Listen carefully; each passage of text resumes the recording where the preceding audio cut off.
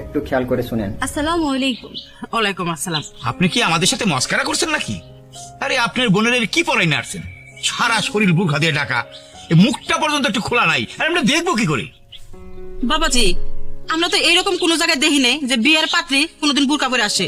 কোন বেগানা পুরুষের সামনে আমার বোন একদম মুখ দেখাতে রাজি না। তবে ছেলের মা যদি ভিতরে গিয়ে আমার বোনের মুখ দেখতে চায় তাহলে দেখতে পারে। তাহলে ছেলের মা ছাড়া আমাদের আসার কি দরকার ছিল? আমাদের আগেই বলতে পারতেন, আমরা আসতাম না, শুধু ছেলের মাই আসতো।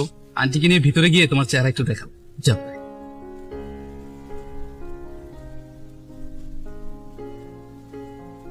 মাশাআল্লাহ, তুমি তো দেখতে খুবই সুন্দর। তা মা, তোমার নাম কি? জি, আমার নাম কবিতা আক্তার। বাহ, তোমার নামটাও যেমন সুন্দর, তুমি দেখতেও তেমন সুন্দর। তুমি যদি ইচ্ছে করতে তোমার এই চেহারাটা সঠিকভাবে ব্যবহার করে মিস বাংলাদেশ প্রতিযোগিতায় অংশগ্রহণ করতে পারতা। আল্লাহ তাআলা মেয়েদেরকে সৌন্দর্য দিয়েছে মানুষকে দেখানোর জন্য না, শুধুমাত্র তার স্বামীকে দেখানোর জন্য।